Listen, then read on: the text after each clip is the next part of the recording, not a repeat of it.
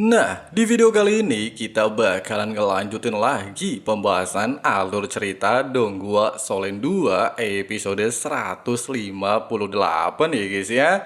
Buat teman-teman yang baru gabung atau belum sempat nyimak pembahasan alur cerita episode sebelumnya, Abang Frank saranin nonton dulu ya guys ya. Untuk linknya udah ada di kolom deskripsi.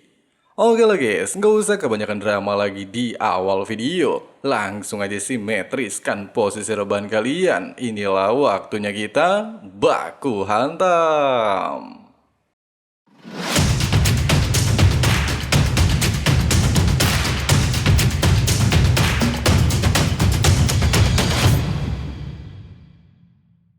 Di saat Woyo terkejut mengetahui adanya aura kaisar biru perak alias penguasa seluruh roh tanaman berada di tempat terpencil seperti ini, Tang Wutong langsung merasa bersemangat.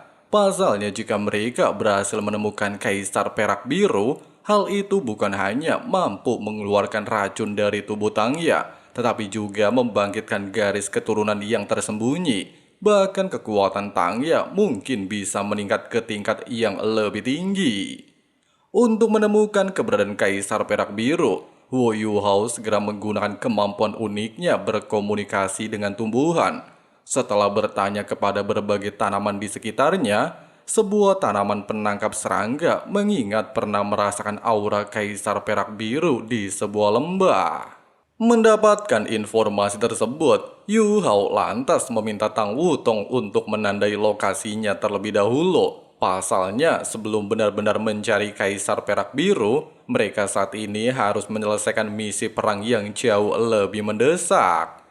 Bersamaan dengan hal tersebut, pasukan elit Kekaisaran Matahari Bulan yang sangat ditakuti akhirnya tiba di medan perang, di mana pasukan pengaman kerajaan tersebut terlihat membawa ratusan master alat roh tingkat tinggi dan perlengkapan alat roh berbentuk manusia tingkat 8 dalam jumlah ratusan.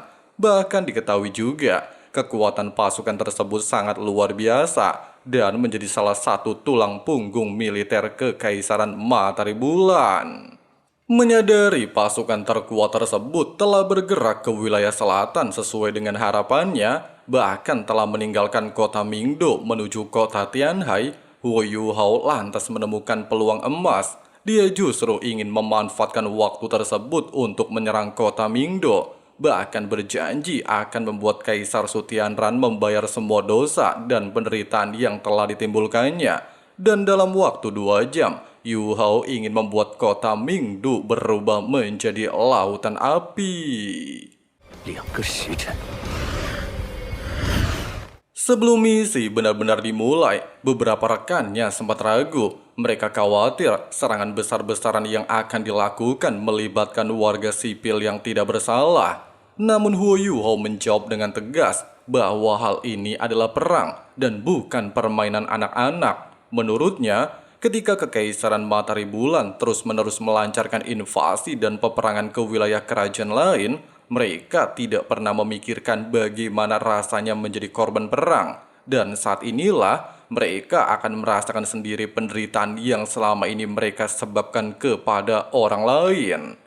Bagi Wu Yuhao, seluruh Kekaisaran Matahari Bulan telah berubah menjadi mesin perang raksasa di bawah kekuasaan Sutianran. Karena itulah dia memutuskan untuk melancarkan serangan tanpa belas kasihan. Singkatnya, di langkah pertama, Hu Yuhao berniat menghancurkan semua alat roh deteksi udara. Selain untuk menciptakan keributan dan kepanikan, hal itu juga bisa menghilangkan pengawasan alias pengintai di seluruh wilayah ibu kota kerajaan Matahari Bulan.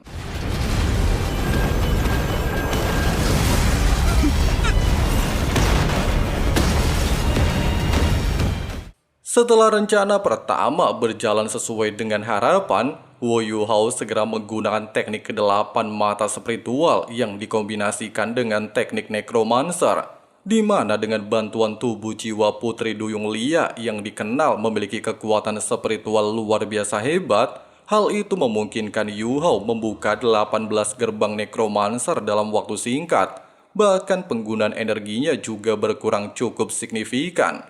Terlebih lagi, sebagai tubuh jiwa, Lia juga mampu mempertahankan gerbang Necromancer dalam waktu lama, sehingga Yu Hao bisa fokus mengatur pasukan Sekte Tang untuk meluncurkan serangan meriam ke arah ibu kota Mingdu dan menargetkan Su Tianran. 开启皇宫联动防御护罩。是。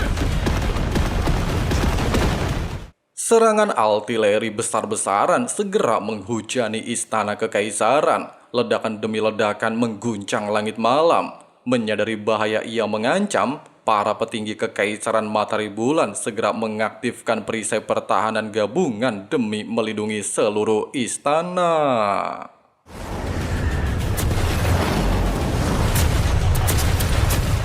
Di momen inilah, He Caito ternyata telah mempersiapkan alat roh terbaik milik Sekte Tang yang akan digunakan oleh Huo Yuhao, di mana dengan kekuatan spiritual Yu Hao yang setara dengan seorang Dolo Super, kekuatan senjata tingkat 9 yang diberi nama Taihe mampu melepaskan kekuatan dahsyat untuk langsung menargetkan Su Tianran.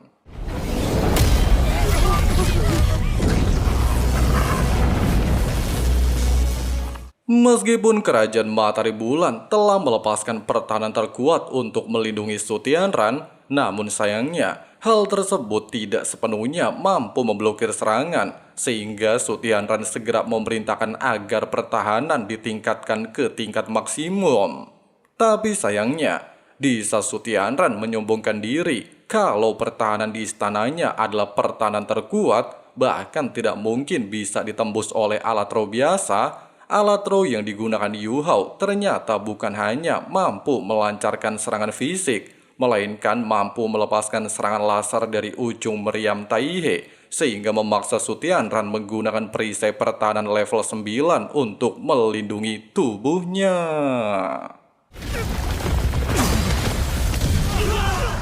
Tepat ketika Yu Hao ingin melarikan diri dan meminta pasukannya untuk mundur pasca gagal membunuh Su Tianran dan melihat 3 Dolo Super menunjukkan diri, 3 Dolo Super tersebut yang juga Master Alat Roh tingkat 9 muncul untuk menghadang Huo Yu Hao dan kelompoknya. Salah satunya adalah Ye Yulin alias Dolo Langit yang terkenal kuat. Dia juga membawa senjata legendaris bernama Jarum Ilahi Matahari dan Bulan, sebuah alat roh ekstrim yang sangat menakutkan, sehingga Yu Hao segera meminta He Caito untuk mengaktifkan alat roh pertahanan terhubung demi memblokir serangan dan memberikan waktu bagi pasukan mereka memasuki dimensi kematian.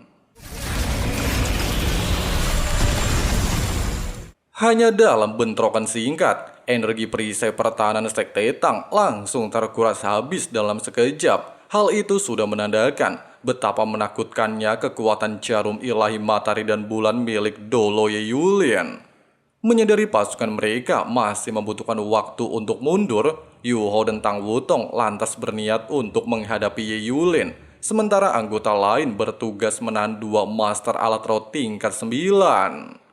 Tepat ketika Yu Hao melepaskan serangan mental, Ye Yulin sempat percaya diri memblokirnya dengan helm spiritualnya. Namun sayangnya, helm tersebut tidaklah mampu menahan serangan King Huo Yu Hao. Tidak sampai di sini, ketika Ye Yulin melihat armor Dewa Perang yang digunakan Huo Yu Hao, dia langsung bisa menilai kalau armor tersebut jauh lebih canggih daripada alat roh berbentuk manusia milik Kerajaan Matahari Bulan. Bersama dengan hal tersebut, pertempuran sengit pun tidaklah lagi bisa terhindarkan.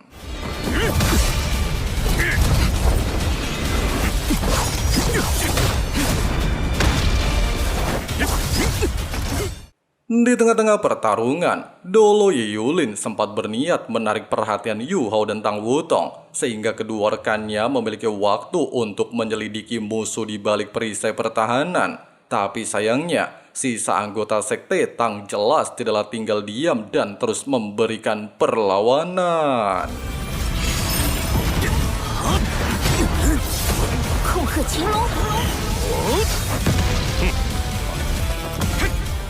Berbagai teknik roh tingkat tinggi saling bertabrakan, pedang energi, retakan ruang, serangan naga, hingga ledakan elemen es memenuhi medan perang. Langit malam berubah menjadi arena kehancuran yang menakutkan. Bahkan kedua Dolo tidaklah mampu melihat sedikit pun celah di dalam formasi pertahanan. Di tengah-tengah kekacauan tersebut, pihak Kekaisaran Matahari Bulan akhirnya menemukan posisi pasukan Sekte Tang, sehingga mereka segera mengirim koordinat target ke kota Mingdu dan memerintahkan seluruh artileri kota untuk melancarkan serangan balasan. Namun Yu Hao dengan licik berpura-pura menyerang kota Mingdu, sehingga Ye Yulin memerintahkan untuk membatalkan serangan dan kembali bertahan. Merasa muak dengan hal tersebut, seorang Dolo lantas berniat untuk menghabisi para anggota Sekte Tang dan melancarkan serangan tipe area. Tepat ketika Ye Yulin ingin kembali melepaskan alat roh jarum ilahi matahari bulan, Yu Hao sempat ingin memblokirnya menggunakan teknik meteor es. Namun menyadari alat roh pertahanan tidak lagi bisa bertahan lama, Susansi lantas menggunakan teknik pertukaran Xuanwu dan melepaskan tetua yang ke dalam bentrokan serangan antara Yu Hao dan Dolo Ye Yulin. Dengan begitu bisa meredam efek serangan. Tepat ketika tetua yang sudah terluka parah, Tang Wutong tidak ambil pusing, langsung mengambil kesempatan untuk mengambil nyawanya.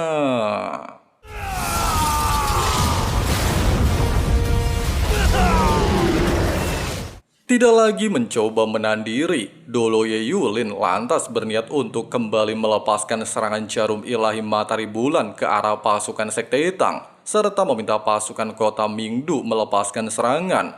Namun belum sempat dia melepaskan serangannya, Tang Wutong tiba-tiba saja menggunakan teknik ke-8 tarian naga untuk menyerangnya. Kemudian disusul dengan serangan pisau embun es dewa emosi milik Huo Yu Hao.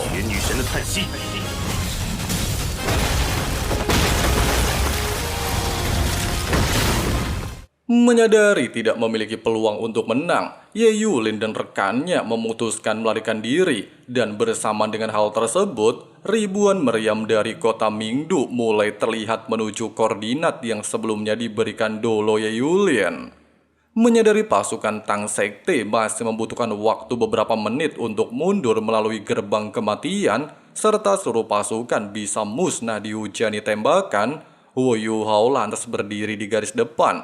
Dia menggunakan dirinya sebagai pusat panduan serangan gabungan seluruh anggota Sekte Tang.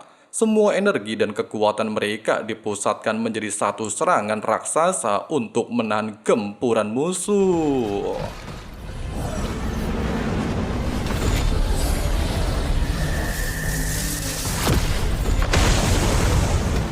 Meskipun gagal membunuh Kaisar Sutianran, namun setidaknya Yu Hao dan anggotanya berhasil memberikan pukulan cukup telak kepada kota Mingdu. Kemudian dia meminta seluruh anggota untuk segera kembali, sementara dirinya dan Tang Wutong masih ada urusan yang harus diselesaikan.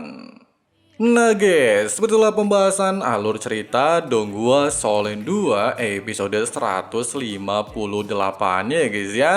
Dan kalian banyak banget yang nanya, Bang bikinin spoiler dong. Kan udah Mimin bikinin sampai Shaolin season 2,5 ya guys ya.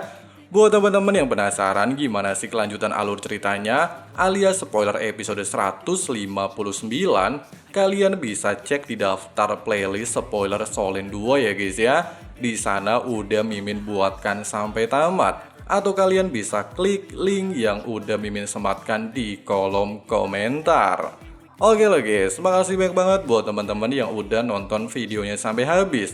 Di sini Abang Frank pamit undur diri dulu. See you and bye. Bye.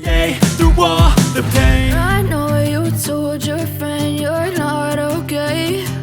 And tell me what's wrong and why you never said you felt that way.